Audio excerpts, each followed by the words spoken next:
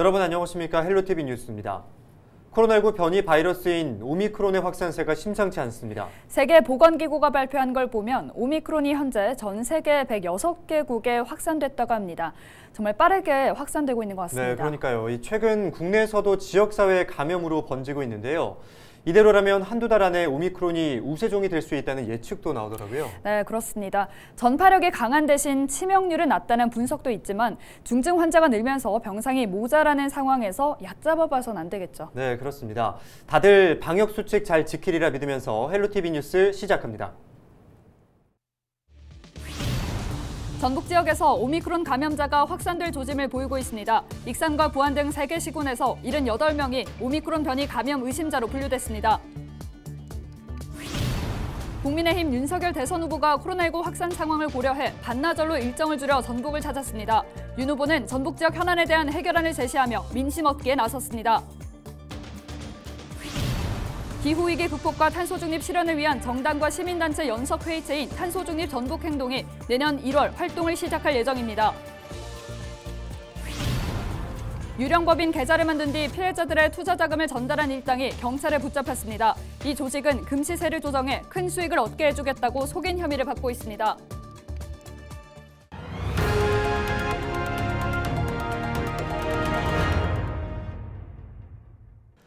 전북 지역의 코로나19 확산세가 거센 가운데 새로운 변이인 오미크론까지 확산할 조짐을 보이고 있습니다. 전북도는 20일 오후 5시까지 익산 55명, 부안 20명, 정읍 3명 등 78명이 오미크론 변이 감염 의심자로 분류됐다고 밝혔습니다. 익산 모 유치원에서는 지난 21일 원생 18명과 원생 가족 2명 등 20명이 오미크론 변이에 감염됐습니다. 이 유치원을 고리로 부안 어린이집에서도 확진자가 다수 발생했습니다. 이들 유치원과 어린이집 등을 다닌 강사와 연관성이 있는 것으로 전북도는 추정했습니다. 해당 유치원과 관련해선 오미크론 변이 감염자 20명을 포함해 총 75명이 코로나 양성으로 나왔습니다. 국민의힘 윤석열 대선 후보가 코로나19 상황을 고려해 반나절로 일정을 줄여 전북을 찾았습니다.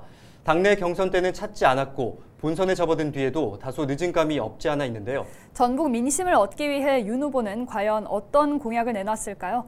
정명기 기자입니다. 국민의힘 대선 후보로 선출된 뒤 처음으로 전북을 찾은 윤석열 후보.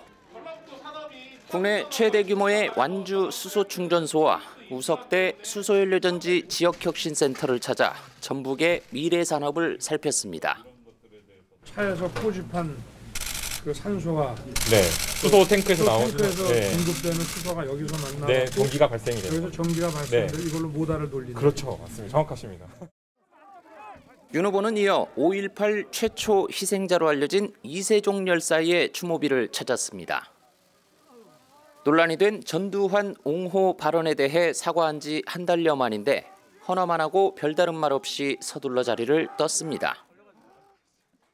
대학생들과 만난 자리에서는 청년 세대의 고충을 들으며 자신의 견해를 밝히기도 했습니다. 지금은 이제 수도권이 조금 발전을 하고 비수도권은 제가 볼 때는 뭐 상대적인 정도가 아니라 거기에 살면서 느끼면은 여기는 전혀 발전을 안 했다 이런 생각이 딱 듭니다. 지역 균형 발전에 대한 소신도 언급했습니다. 지역과 이념을 뛰어넘어 전북 발전을 위해 과감하게 투자하고 바꾸겠다고 말했습니다. 전북에서 직접 수소를 생산할 수 있는 시설, 또 새만금의 조속한 개발과 공공의대 건립에도 의지를 보였습니다. 그러나 전라북도 과감하게 투자하겠습니다. 오히려 그동안 산업 발전을 못 해온 것이 오히려 기회가 될 수 있는 신성장 동력으로 전라북도가 새로운 전북이 될 수 있도록 과감하게 확 바꾸겠습니다. 윤 후보는 새만금 개발 현장을 살핀 뒤 80년대 학생운동의 상징적 인물인 군산의 함윤경 씨를 만나기도 했습니다. 원래 1박 2일에서 코로나19 확산 상황을 고려해 반나절로 일정을 줄인 윤 후보는 광주로 발길을 돌렸습니다. 헬로티비 뉴스 정명규입니다. 전주시 혁신도시와 만성지구에 10헥타르 규모의 미세먼지 저감숲이 조성됩니다. 이 숲은 인근의 산업단지와 고속도로 등에서 혁신동과 장동, 만성동 일대로 유입되는 미세먼지와 악취를 줄이기 위한 것으로 총 100억 원이 투입됩니다. 작년부터 공사를 시작해 현재 농촌진흥청, 남쪽과 서쪽 부지, 혁신도시 근린공원 등 10곳 7.5헥타르는 완공된 상태입니다. 기후위기 극복과 탄소중립 실현을 위한 정당과 시민단체 연석회의체인 탄소중립 전북행동에 출범합니다. 더불어민주당 중앙선거대책위원회 산하 전북도당 선대위 탄소중립위원회와 나부터 실천하는 탄소중립 전북행동 등 시민단체가 연석회의를 조직해 탄소중립 실천에 앞장서겠다고 밝혔습니다. 연석회의체는 내년 1월 탄소중립 전북행동이라는 이름으로 출범해 활동에 들어갈 예정입니다. 전주지검 남원지청은 내년에 치러질 대통령 선거와 전국 동시 지방선거에 대비해 선거관리위원회 그리고 경찰과 협력하기로 했습니다. 남원지청은 이들 기관과 함께 대책회의를 열고 금품 수수와 허위사실 유포 등 3대 중점 단속 대상 범죄에 엄정 대응하기로 했습니다. 이들 기관은 24시간 정보를 공유하고 선거법 위반 사건의 짧은 공소시효를 참작해 수사 초기부터 신속히 협의하기로 했습니다.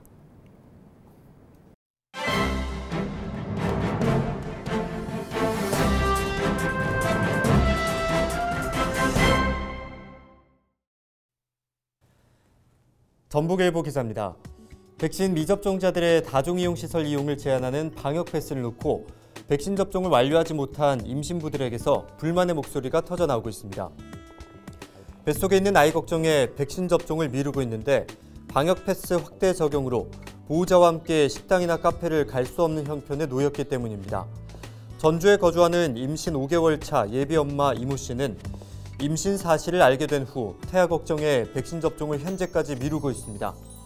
백신 접종 후 유산을 했다는 글이 인터넷 커뮤니티에 끊임없이 올라오고 있기도 하고 무엇보다 주치의가 백신 접종을 만료해 미루고 있지만 확대된 방역 패스 때문에 남편과도 음식점을 갈 수 없는 형편에 놓여 심각하게 백신 접종을 고려하고 있습니다.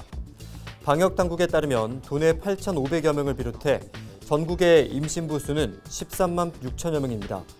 이 중 백신 접종을 완료한 임신부는 1,200명에 불과합니다. 비율로 따지면 1%도 안 되는 셈입니다. 백신 접종으로 인한 부작용, 태아에게 미칠 혹시 모를 악영향 등에 대한 우려가 임신부의 백신 접종을 막고 있다는 분석도 나오고 있습니다. 하지만 방역당국은 임신부가 코로나19에 감염될 경우 위중증률은 같은 연령대 여성에 비해 6배 수준으로 높아 백신 접종을 해야 한다는 입장입니다. 지금까지 신문브리핑이었습니다.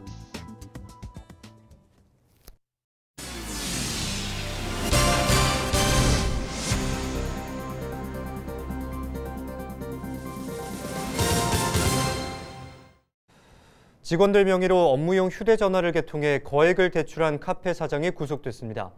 전북경찰청 반부패 경제범죄수사대는 사기 등의 혐의로 A씨를 구속해 조사 중이라고 밝혔습니다.